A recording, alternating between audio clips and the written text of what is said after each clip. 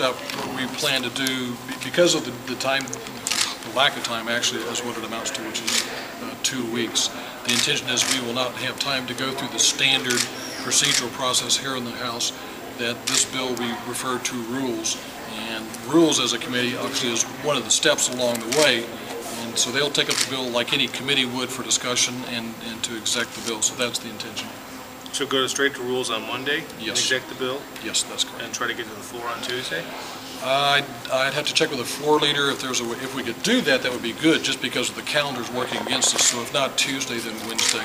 Well, you say to the members of the Budget Committee who say that you're circumventing the democratic process to pass $1 billion tax break. Again, it's going to a standing committee of the House. You can do that. That is, the Budget Committee has reported out a budget. Yes. And so you're taking what they reported out and changing it.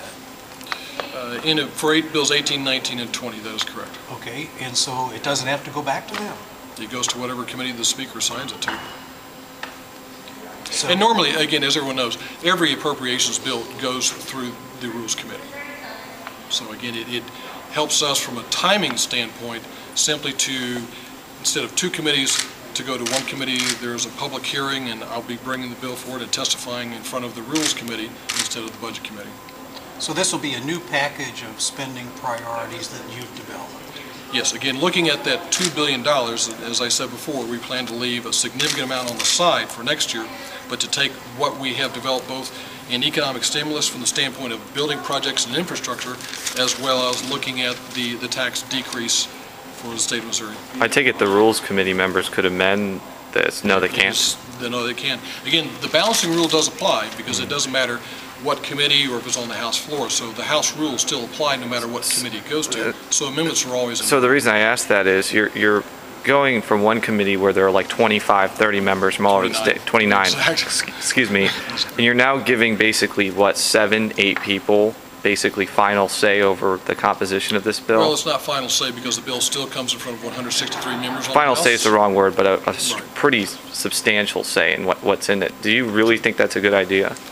Well, I think the members of the Rules Committee are certainly educated and informed. I'm sure they'll be asking me all sorts of questions on Monday that I need to be prepared for, so I have the full trust of the Budget Committee, excuse me, of the Rules Committee. And this bill will also include the change in the tax rate for those 2 years? In this case, that's a separate policy bill.